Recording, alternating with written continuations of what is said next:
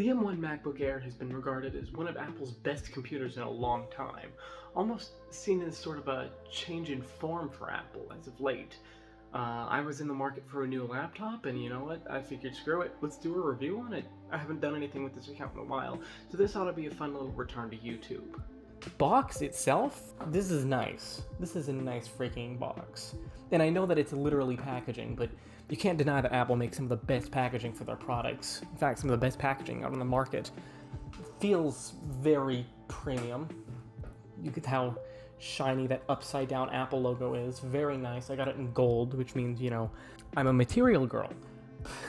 But anyway, taking a look at opening the Mac, if I could open it. Sam has forgotten how to open boxes. Oh, there we go. And it's upside down. All right. Inside you get the Mac itself. Repackaged nicely by me, might I add. Normally there'd be a charger cable here, but I couldn't get it to fit back in the box. So, you know. Papers and stuff. Let's see, Apple sticker. I didn't check for this before. Is there Apple stickers in? There's Apple stickers and they're gold. Well, they're kind of bronzish, honestly. But like, this is top tier material, girl, right? Apple stickers in gold. Apple stickers in gold.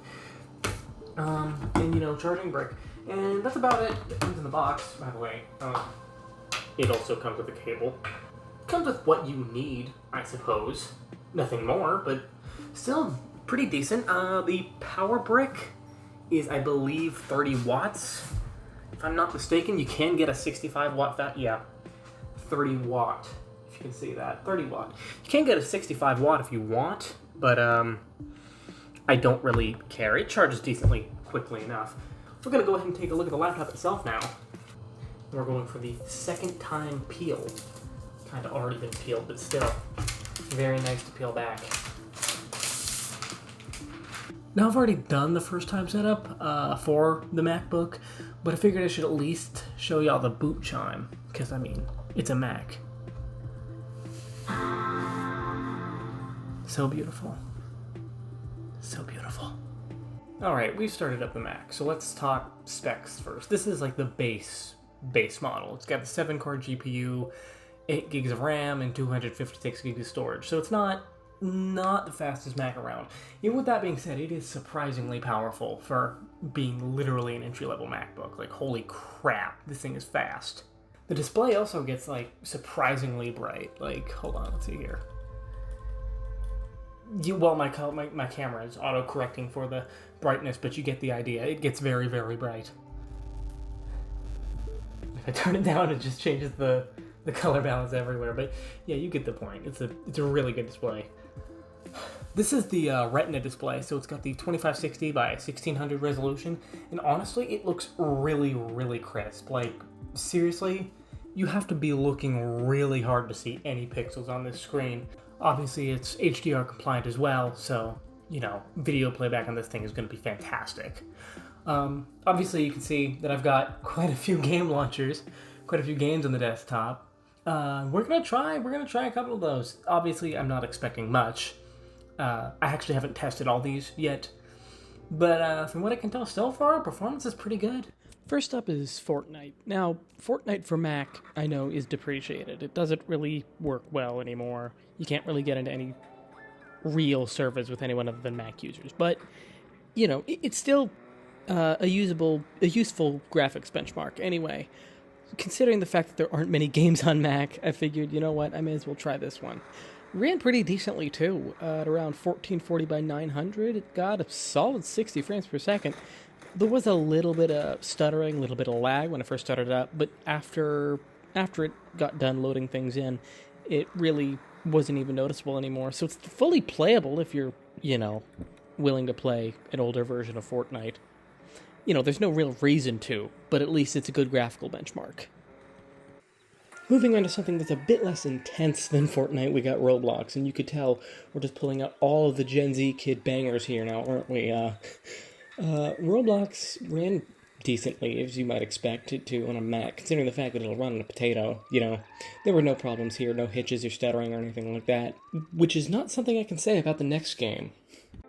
Minecraft was just stuttery, and there was seemingly nothing I could do to fix it.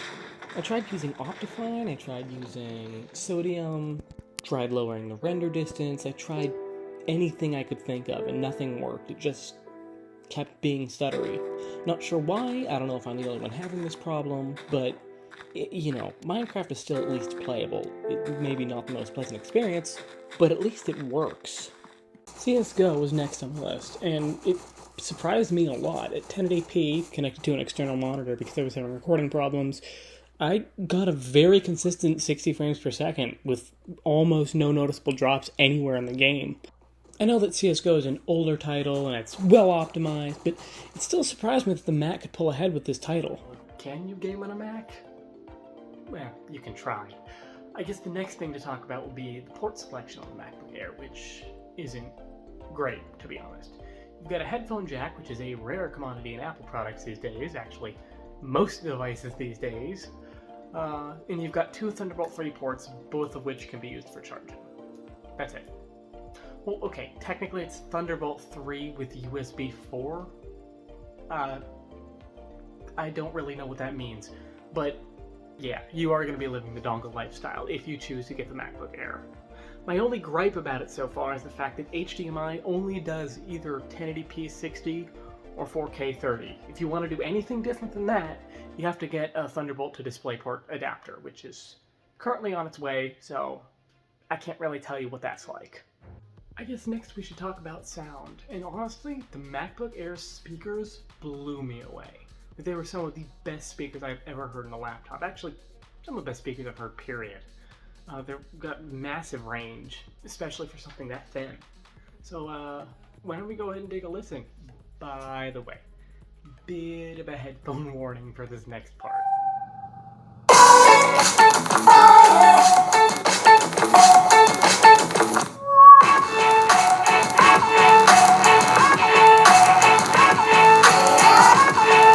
Yeah, those speakers are freaking loud.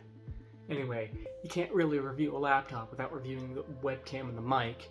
From what I've heard, the webcam don't look too good. So yeah, the camera itself does suck. It's like 720p, very basic webcam. It's fine for Zoom meetings or whatever. Genuinely, it sucks. It's bad. Microphone is good. Microphone is decent. Camera sucks. Next, I wanted to talk a little bit about the benchmarks. Cinebench R23 was not as fast as I expected it to be. Some other scores were saying they got around 7,500. Remember that this is the passively cooled model. This is not the fan-cooled MacBook Pro. So the 6655 is still a really good score for this machine. It's impressive in my opinion. Taking a look at other benchmarks, we got Geekbench 5. Now this is native Geekbench 5. Gets a 7653 in multi-core. Again, really impressive score for the Mac. And even through translation, Mac still gets 5884 in multi-core. Like, that's faster than my old gaming laptop. It has like a Core i7 8750H. And this is still a better multi-core score. I think that the Dell G7 got like 4500 in multi-core. So through translation, this is still faster than my gaming laptop CPU, and that's a 65-watt processor. Just to put that into perspective for you, this is, I think, correct me if I'm wrong, I think this is a 25-watt SoC. So 5884 is freaking impressive. That is freaking fast, dude. Taking a look at OpenCL, 16,828. Pretty impressive for integrated graphics compared to the GTX 1060 Max-Q in my old laptop. That got about 32,000, so twice as fast as this, but again, like, what is this, a 25-watt SoC? And through Metal, it obviously got a better score because, it's an Apple product. And yeah, I got about 19,000 in Metal, so pretty surprisingly good performance out of this little notebook here. Like, honestly, holy crap. And this thing doesn't even barely get warm. Like, I would expect it to thermal throttle a lot more than it does. Like and subscribe or I'm hacking your Roblox account. Bye!